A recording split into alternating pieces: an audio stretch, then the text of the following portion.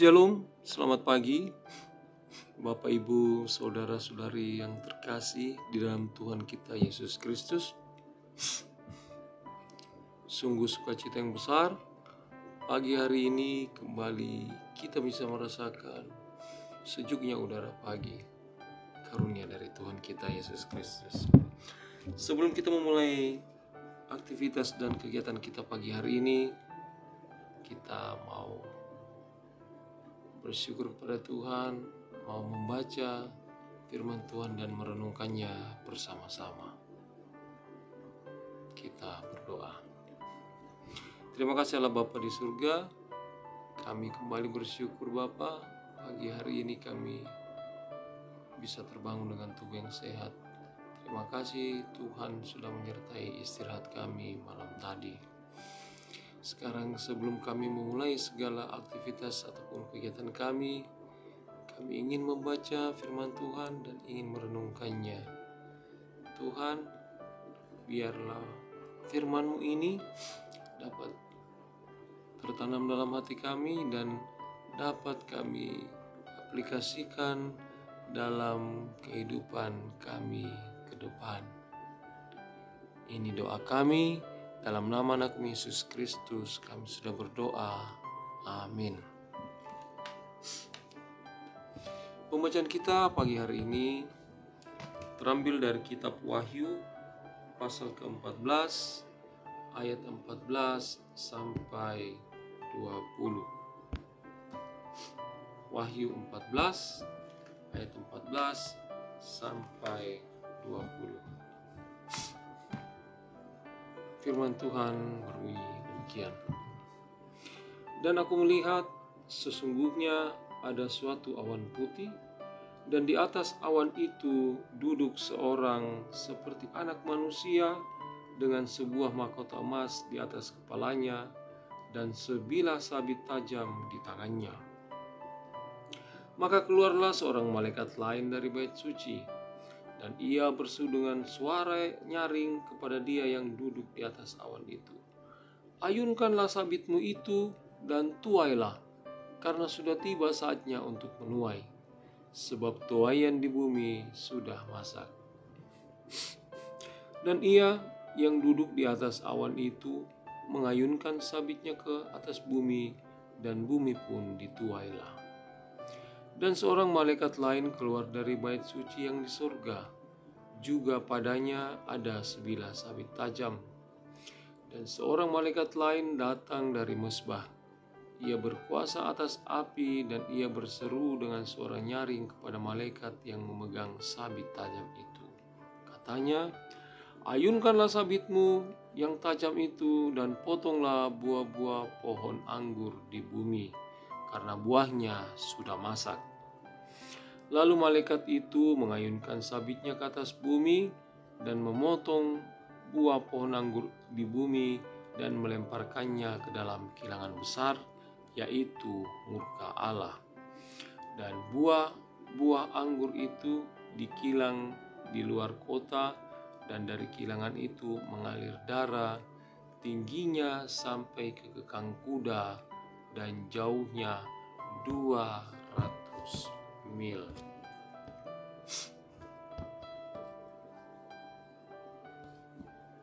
Bapak Ibu, saudara-saudara yang terkasih dalam Tuhan kita Yesus Kristus, apa yang bisa kita dapatkan dari pembacaan kita pagi hari ini?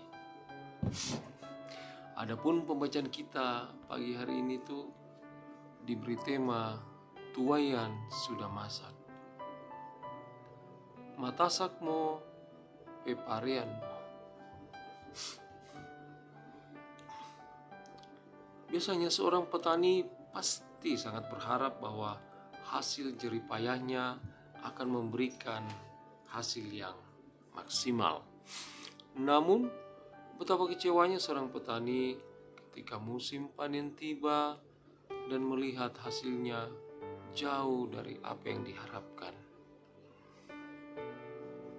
Pembacaan kita hari ini berbicara tentang hari penghakiman yang diperlihatkan kepada Yohanes dengan mengambil konteks pertanian. yakni ketika sudah tiba waktunya untuk panen, maka petani akan menuai hasil tanamannya. Perikop pagi hari ini dapat kita bagi menjadi dua bagian, Bapak Ibu, saudara-saudara yang terkasih dalam Tuhan Yesus. Bagian yang pertama yaitu dalam ayat 14 sampai 16. Di sini memperlihatkan tentang penghakiman, dalam hal ini tuaian yang dilakukan untuk orang-orang yang telah ditebus oleh darah anak manusia, yakni orang-orang yang sungguh-sungguh percaya kepada Tuhan Yesus. Sedangkan untuk bagian kedua, yaitu dimulai dari ayat 17 sampai 18. Dalam ayat ini masih berbicara mengenai tuaian, yaitu mengenai penghakiman bagi orang-orang yang tidak setia kepada Yesus Kristus ataupun mereka yang tidak mau menerima Yesus Kristus. Mereka digambarkan sebagai buah pohon anggur yang kemudian dilemparkan ke dalam kilangan besar, yaitu murka Allah. Kita bisa lihat pada pembacaan kita di ayat 19 tadi. Bapak Ibu saudara-saudara yang kekasih dalam Tuhan, kebiasaan orang Yahudi di mana buah anggur itu biasanya mereka taruh dalam suatu bak, lalu untuk mengeluarkan sari anggurnya, maka buah-buah anggur itu diinjak-injak. Tindakan menginjak-injak anggur itu dalam Perjanjian Lama dipakai untuk menggambarkan jatuhnya murka ilahi atas orang-orang yang berdosa. Jatuhnya murka ilahi atas orang-orang yang berdosa itu bisa kita lihat di dalam Yesaya 63 ayat yang ke-3 serta Yoel pasal 3 ayat 13. Jadi dua perikop itu menggambarkan mengenai murka Allah itu.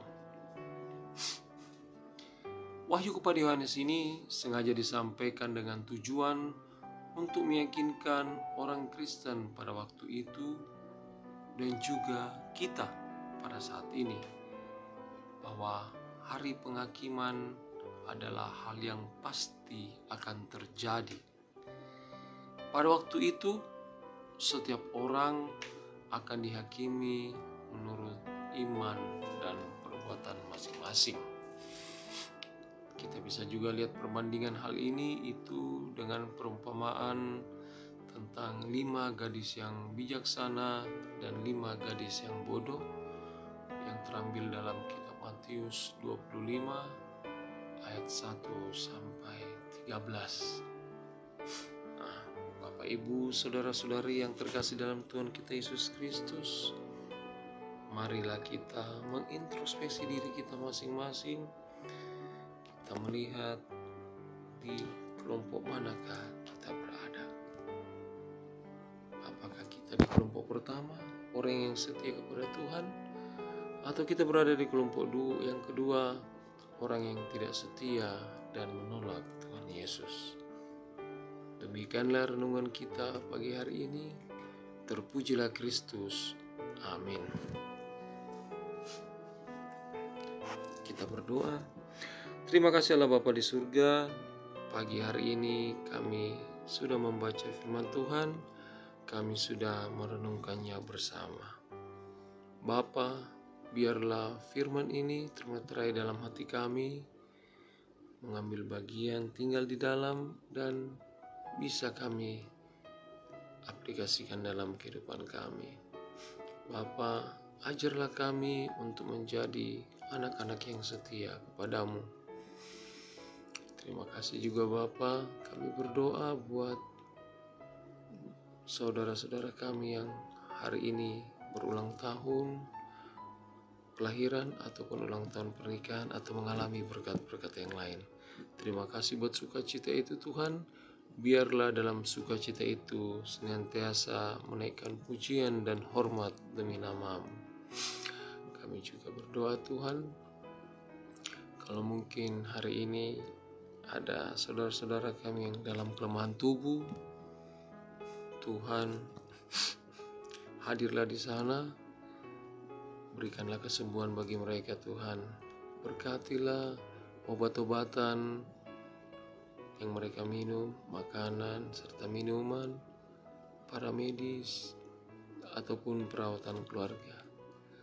Biarlah mereka tetap senantiasa merasakan kehadiran Tuhan walaupun di saat mereka dalam kelemahan tubuh.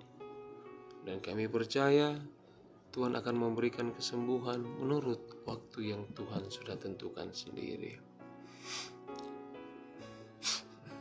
Tak lupa juga Tuhan, kami berdoa buat seluruh Jemaat Siro Campagaya Tuhan, dari Bapak Pendeta, Ibu Pendeta, pengerja gereja, pengurus OIG, dan segenap anggota jemaat Tuhan. Berikanlah kami senantiasa hikmat sehingga kami dapat menjadi anak-anak yang hidup berkenan di hadapan Tuhan. Kami berdoa buat Bapak Ibu Pendeta kami Tuhan, berikan juga mereka senantiasa kesehatan, berkati dalam kehidupan pribadi mereka, keluarga mereka, serta pelayanan mereka dan studi mereka. Ini doa kami Tuhan, yang kami mau beralaskan kasih anak Yesus Kristus. Amin. Bapak Ibu, saudara-saudara yang terkasih dalam Tuhan kita Yesus Kristus, demikianlah renungan pagi hari ini. Biarlah kita tetap senantiasa hidup dalam kehendak Tuhan, dalam tuntunan Tuhan, sehingga pada waktunya nanti kita kedapatan sebagai anak-anak yang setia. Selamat beraktivitas. Tuhan memberkati kita semua. Shalom.